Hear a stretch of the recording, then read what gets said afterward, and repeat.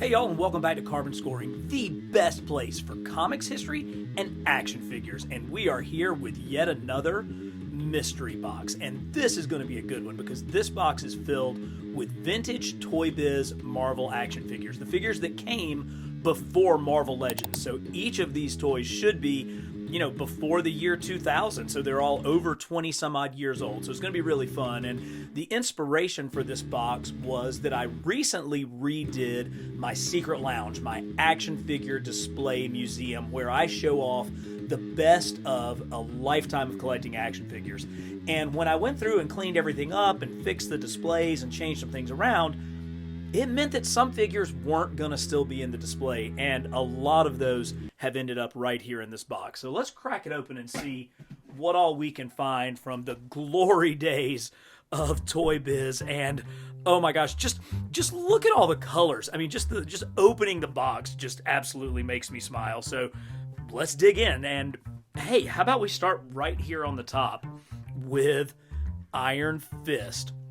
So you can see this is one of the Marvel 5-inch action figures. I believe this came out in the Toy Biz Gold, the Marvel Gold line, and it's always really hard to see these dates on here, but I believe that says 1997 or 1996.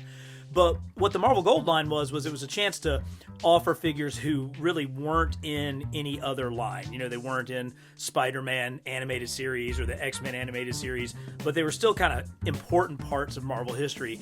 And that certainly goes for Iron Fist. And look at how cool this vinyl-y soft goods jacket is. It's such a killer kung fu look. He's got the wristbands. He's got your typical 7 points of articulation: shoulders, hips, knees, and of course the neck swivel. But they really made the effort to get the pointed corners here on the top of this jacket and the open chest with that super awesome Iron Fist tattoo. Now, he's even got his little sandals. He's got his little, kung fu flip-flops going on there. But, I mean, what good is Iron Fist without Power Man? Oh yeah, Luke Cage with his silver headband and his ripped shirt. He's got his the silver, ends of his jacket there. I think those were meant to represent bracelets on the end of his arms. Same articulation on this figure, but look, he's even got a plastic chain that goes all the way around to function as a belt. So these two guys were the greatest examples of 1970s pop culture. You had Luke Cage, the Shaft, blaxploitation films, Black Power kind of figure, and then you had Iron Fist, who was that whole 70s kung fu, Bruce Lee sort of feel, and Marvel brought them together in the 80s as the heroes for hire. So these two characters had their own comic book together where they basically sold out their services as superheroes to the highest bidder. Now, of course, they were always much more noble than that, and they, did things the right way. But here were the heroes for hire, and it's so awesome that they're together and that they match. That they both have these super sweet soft goods things that go with it. I mean, just look at that expression on Luke's face.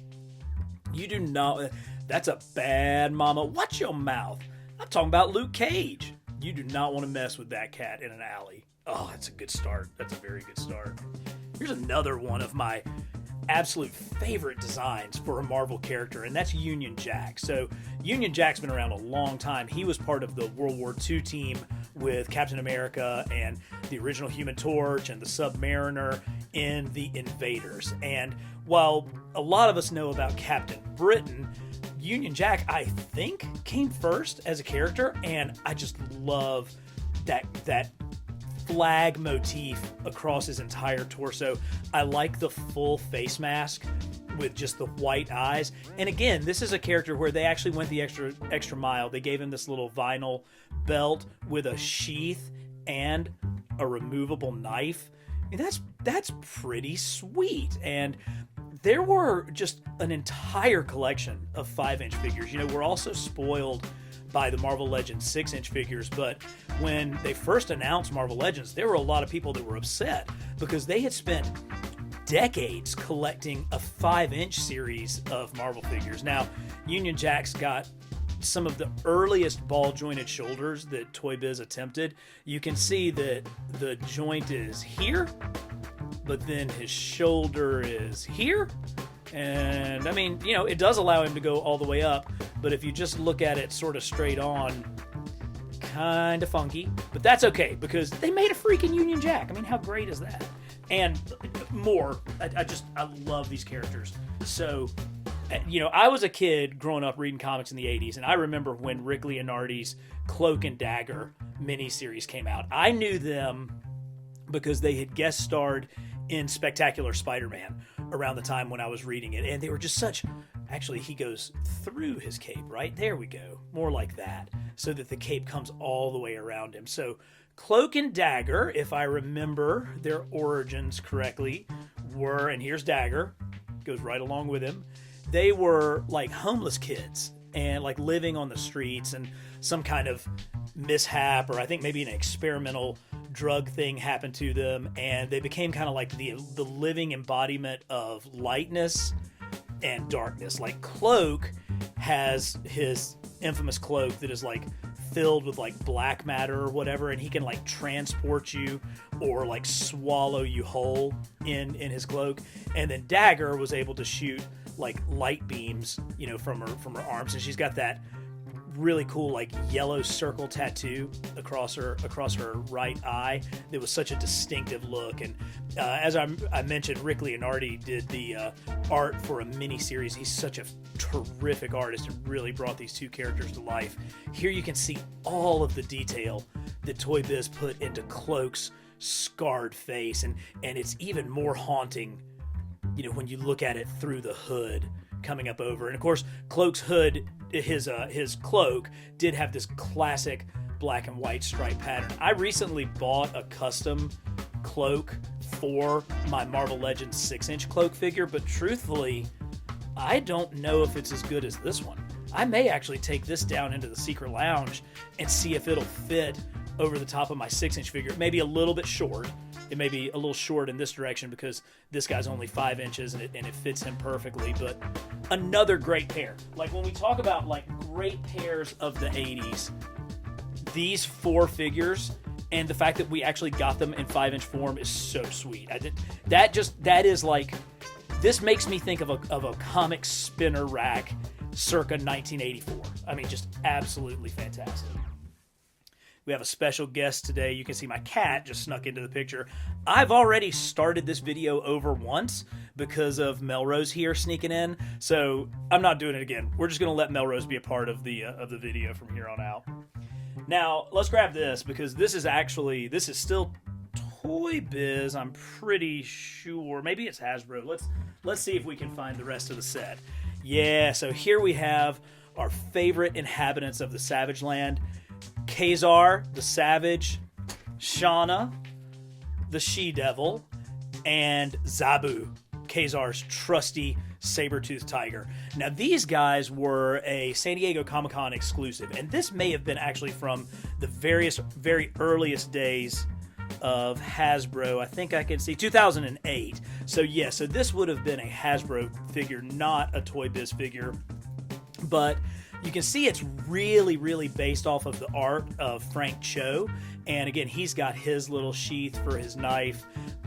Really sweet Kazar figure. And to date, the only versions of Kazar and Shauna that we've gotten in 6-inch form. And I think maybe when you see Shauna the She-Devil, that's where you can really see the influence of Frank Cho. And if you're familiar with Frank Cho's art, then that's going to make a whole heck of a lot more sense. But anyway, here are the two of them, and I want to say that Hasbro repurposed. I have my own saber-toothed tiger, by the way, my own house panther running around right here. But I want to say they repurposed a toy from one of their other, like, Action People lines or something like this. Or did I read a rumor one time that they actually used this in the G.I. Joe Sigma 6 line? G.I. Joe had a really limited kind of 6 or 8-inch Sigma 6 line, and maybe this came from that. But these are actually really hard to find, because they were San Diego Comic-Con exclusive figures, and I'm super happy to have them in my collection. The problem is they don't really go with anybody else. When you're setting up displays, you know, we do have a Sauron figure, so obviously Sauron could be down in the, am I saying that right? The giant green pterodactyl guy from X-Men, the bad guy. They could go in that Savage Land display, but it's not really enough to put together an entire display down in my secret lounge, so that's why they got the boot. Speaking of getting the boot, my Iron Man armory has had to have some updates over this past year because we've gotten some absolutely incredible new figures. And so two that unfortunately had to go in the box were this early modular, not the modular armor Iron Man. This was kind of from the late 80s. I loved this run. It was Butch Geis and Bob Layton were like combining for the art chores on this, and some really great stories during this time. I loved these boots with like the cutout yellow, and they repeat that motif on the wrist gauntlets here. Just a sweet figure, really nicely done with the metallic look. They used that pearlescent plastic here to recreate the metallic look, but then it has a good red metallic paint. And listen, this figure, you know, I think what happened was we have another one of these that's actually even better, and so he got removed from the Iron Man armory. But here is a figure that was long overdue for a remake, and that is the modular armor Iron Man that was done by ToyBiz. This would have been around 2006 because this was part of the Face Off series. I think that he came in a 2-pack with the Mandarin, and that Mandarin still is the only real like 6-inch Mandarin that we've gotten. It's a necessary armor. It is a vital armor. This just is not doing it justice. And so the one that we got this past year so far surpasses this that we had to include it. Now, there is one thing, though, that ToyBiz was always so awesome about, and that was giving us removable masks. And look at that. There's Tony Stark giving you the hairy eyeball, got his eyebrow up, kind of checking you out. But how sweet is that? That even though this figure looks like it was, you know, painted by a 4-year-old, like they did not really stay within the lines a lot on this one. It's still got that sweet added feature of the removable faceplate on his mask. So cool, so very cool. How about this? So, is it Raze? R-A-Z-E? He's like a Skrull that was in the Silver Surfer animated series line. I have to admit, I never really watched that Silver Surfer cartoon, and you can tell I haven't played with this guy very much because that is a stiff shoulder joint. But here, you know, you can see ToyBiz starting to branch out. We've still got fairly simple hips, but we're starting to get better, more accurately sculpted shoulder joints as we move into the ToyBiz Silver Surfer line. Really cool, good Skrull, great Skrull ears there. We'll be seeing a lot more of the Skrulls here in the MCU, I'm certain. Oh, cool, I got a second one. Nice. I do love Union Jack. I'm so happy that I have more than one of him. Let's grab some Avengers, beginning with Goliath. So this actually came packaged as a Marvel Legends. It's just a repaint of the Giant Man that was in the original Avengers box set that ToyBiz produced, that had like the original armor Iron Man, it had Thor, it had a very, very Jack Kirby Hulk, it had Ant-Man and the Wasp, but it also came with Giant Man. And so here he's painted, you know, blue and gold to represent Hank Pym's time as Goliath. And this was in like maybe the 3rd or 4th series of Marvel Legends. I want to say he was sort of a variant. He was kind of hard to find, but it's actually a really nice paint job. And that costume, that gold and blue, really pops. I've always been a fan of the original X-Men's costume, and so this really kind of bounces right off of that. But then here is the actual Giant Man. So this looks much more like what we're talking about. Unfortunately, it would appear he's down an antenna, but sweet figure. Let's see if we can pull a date off of the bottom of this. 1999. So he is, you know, with Prince partying like it's 1999, over 20 years ago. So Giant Man. So it's just a straight repaint. Even though there were some changes to Goliath's costume, they weren't going to completely retool this thing. They just did a straight repaint from the red to the blue. A couple of more Avengers figures. Oh my gosh, that is so frightening. I can't even look at that. Hopefully, surely, there it is. Okay, good. Because that's really kind of bothering me. Okay, let's get your cap back on, dude. Okay, so as we ventured from the era of the 5-inch animated figures into what became Marvel Legends, ToyBiz tried some things out, and they had a couple of what they called collector lines. You may remember the Alpha Flight series, where they had 2-packs of the members of Alpha Flight, and another line that they did had this Thor in it. So he is much more in the 6, almost 7-inch scale. If we grab like a 5-inch figure and put it next to him, you can see the clear difference in the size of this. Better articulation, ball jointed shoulders here that actually work. He's got elbows. I thought he had wrist, but it doesn't look like he does. This is, I want to say 1997. Let's see if we can get it right. It is. It says 1997, and the reason why I remember that is because this line contained perhaps my all-time favorite action figure, Beta Ray Bill. So it's got these sweet vac metal details of the globs that are on Thor's chest. His helmet also has that vac metal appearance, and this is just a really kind of cool 90s overhype, overbuff Thor. He comes with a cool looking Mjolnir, and I keep this in his hand so that it stays with this particular Thor. But this is a definite legendary figure that was part of the evolution from ToyBiz moving from a 5-inch scale to what they created with the 6-inch scale. And he actually has a partner in crime here, because his dastardly brother, the god of mischief, Loki, was in that line as well. And just look at how good the sculpting is on Loki's head. He's got the huge, awesome horns. He's got this great, spinning ribbon coming off the top. Obviously, he had something, he probably had like an orb or something that fit into his palm. It's got a little feature there. He also has ball jointed shoulders.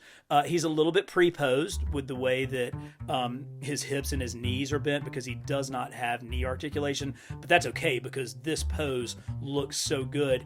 And I've always thought that these boot cuffs here with that carved out almost like Omega look were very reminiscent of Walt Simonson's art while he was on Thor throughout the 80s. So I always think of this as kind of a pretty classic Walt Simonson Thor, but I just love how maniacal that face sculpt is on Loki, and the two of them together actually pair really, really well. Again, unfortunately, I just don't have a great spot for these. Although I do have an Asgard display down in the Secret Lounge, and maybe they need to be the ones that are down there. Maybe this needs to replace the Loki that I have down in the Secret Lounge. I have to think about that. Pretty cool stuff. Oh, here he is, Mr. Popular, Moon Knight. So at the time of the filming of this video, we are 2 episodes into the Disney Plus Moon Knight series. And if you'd like to see more about this figure and the history of Moon Knight, not only his comic book history, but also his action figure history, I've got a video for that, and I'll put a link at the end of the video where you can check out more about Moon Knight. But the Moon Knight series thus far has been absolutely awesome. It has been as awesome as this figure maybe isn't. Wow, just like really, really broad across the shoulders. He's got this kind of giant crescenty belt, which is sort of crazy looking because the belt crescents go this way and the chest crescent goes that way. Not exactly sure what the aesthetic design for that is, but obviously they really tried. He's got another one of those vinyl-y soft good capes, kind of like what we saw with Luke Cage and with Power Man, or with Luke Cage and with Iron Fist. But the problem here is that his hood kind of tends to sort of come to a little bit of a point here up at the top, and one of my African-American viewers commented on the Moon Knight video that he wasn't maybe so down with this figure, and I can completely understand that, because you need that to lay down, boss man. You are not looking like a good guy. That's better. It looks better like that, because that's not what a good guy looks like. We'll get him out of the way before we get into more trouble. Okay, here's something fun. So actually, a friend of mine gave this to me. It's like the craziest combination of 2 of the greatest toy lines of the 1980s. You've got a Superpowers base with a Secret Wars Falcon. It's actually a really nice Falcon. He's still got pretty good paint. He's got a little bit of a rub on his nose, but the paint on the rest of it actually is pretty cool. And I'd always loved that the Falcon, had his wings. Even in this like 3 3/4 inch scale, they managed to give Falcon some pretty sweet wings. So I don't know that he'll actually stand properly on the Superpower stand because that just looks so awkward, but still pretty cool. All right, now we're gonna have some fun because I have got some figures from perhaps the worst cartoon of Marvel ever made. And that's saying something because Marvel had some pretty crappy cartoons back in the day. But this one is from, here I'm looking for this one thing. This is from Avengers United We Stand. So I think what happened was Marvel Entertainment maybe didn't have the rights to do everybody in the Avengers, that because they made a cartoon that from 1999 to 2000 that only lasted 13 episodes because it was so absolutely crappy. But it was an Avengers team that was led by Hank Pym, and Hank Pym would convert from being Ant-Man, and this is kind of a classic Ant-Man-y look. I mean, this is a pretty dope look, I think. I mean, he's got sort of that ant head, he's got the pinchy grabby things, he's got antlers. You do have the fairly sweet Hank Pym blonde head underneath. But then the action feature on this was he also had extending limbs. His arms don't move out very much, but you can see they move out a little bit to kind of give him the giant man look. You can see how much taller he is with his legs extended compared to where they're not. I really kind of like the armored look of this. He's got the A logo.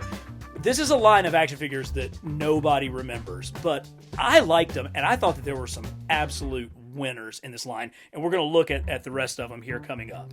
And one of those winners for sure, I want to find him, is Wonder Man.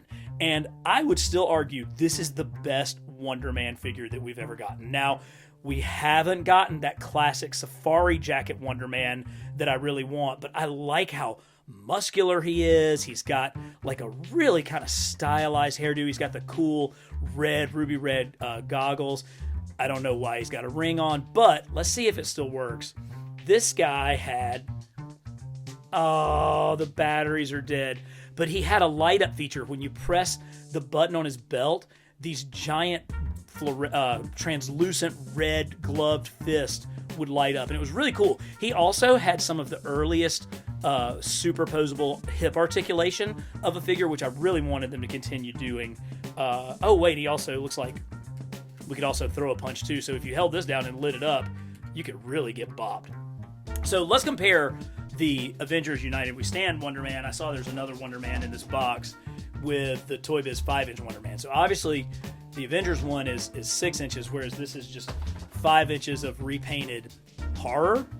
I mean, is that like over the top Sly Stallone going on there? What's up with that head sculpt? That is, ooh boy. This is why we need a safari jacket Wonder Man, because this is the kind of stuff that we've gotten of Wonder Man so far. Let's actually look at a couple of Hawkeye figures, because he came in the United We Stand wave as well. Now this one, the problem here is, do not adjust your set. That is not the camera fooling you. His legs are 2 times too long for the rest of his body. This figure is so horribly proportioned. Even though he also had kind of the cool waist, he had ankle articulation. I mean, they're making it. They're getting there. We're up to like 2,000 at this point, and he had a feature where you could cause him. He would like. And there's a magnet right there. So I think there's a way where he could reach back and grab an arrow, or this would allow him, see, here's his bow holding hand and here's his arrow hand, and this would allow him on the back to like shoot the arrow. But I don't know who thought that this waist went with these legs, because it did not work. Now, on the other hand, this Hawkeye from the Iron Man animated series line is damn near perfect. I mean, it is just such a great classic representation of Hawkeye. They crushed that head sculpt. He even has that kind of like knowing, confident, cocky smirk of Hawkeye, which is pretty hard to do on a figure this size, but they killed it. So good Hawkeye, bad Hawkeye. One cartoon lasted, the other cartoon didn't. These are the reasons why it happened that way. A couple of more figures from that Avengers animated line. This was a pretty sweet rendition of Vision. And see, you can see sort of his circuitry inside. There's circuitry inside here because those pieces are translucent. He also has more articulation and good joints at the hip. But again, all right, let's try it. I don't know. No, we're gonna have to replace the batteries. But this whole chest area would light up, and I think it might even extend a little bit. There might have been some light piping that would go up into his skull cap there. But actually, that's a pretty sweet Iron Man. So they nailed it on some. I really like Ant-Man. I like Wonder Man. I like Iron Man, and I actually like a couple more of these because here's Tigra. Now, we did not get a good Tigra figure until just recently on the retro card back. And before that, I would have to say that this was the best Tigra figure that we had. She's got the great Tiger paint job. She's got like a unique haircut. It kind of swoops back a little bit. So it's not just like a repurposed female head. Does have the tail.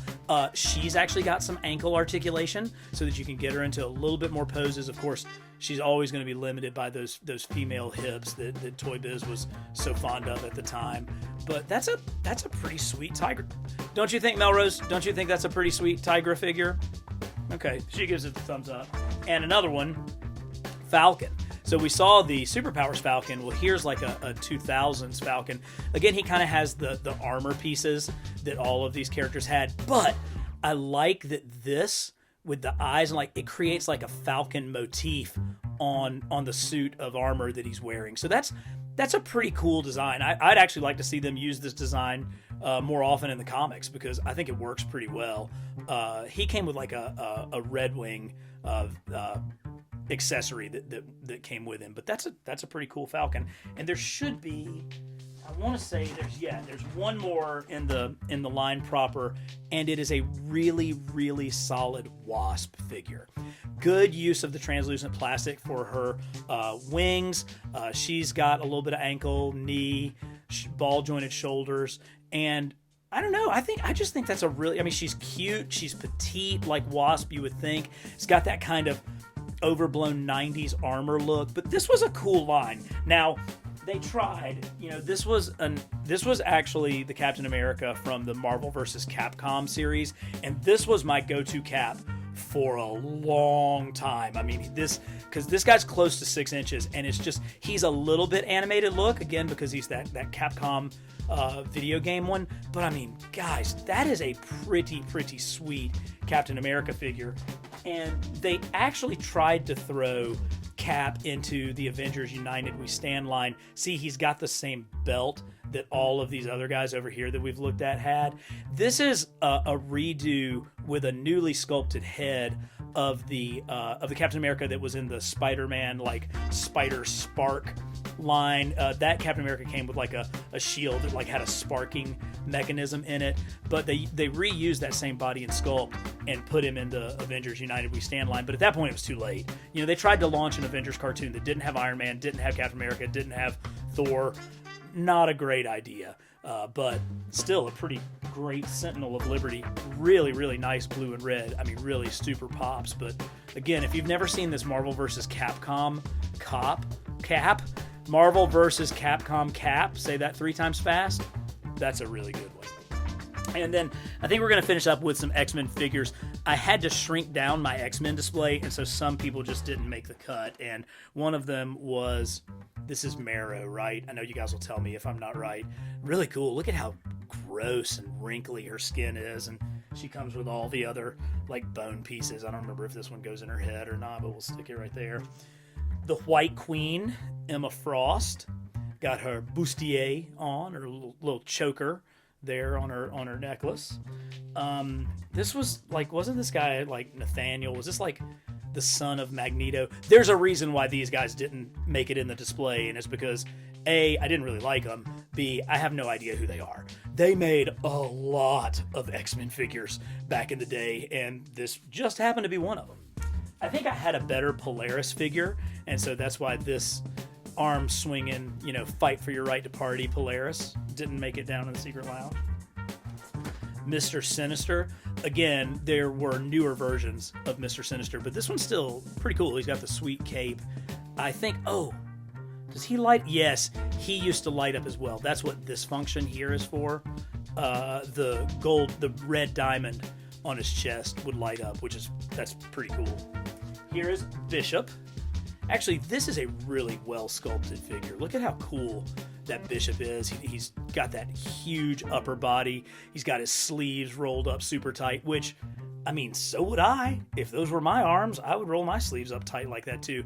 Plus a really nice paint job with the blues and the reds. I've already mentioned just how much I like that look. This was like a Savage Land Storm. So hey, what am I talking about? I could use this figure with Kazar and Shauna, and she could be down in the Savage Land with them. And then we'll finish up with, I don't know if it's anybody's favorite, but Jubilation Lee. I guess she's somebody's favorite.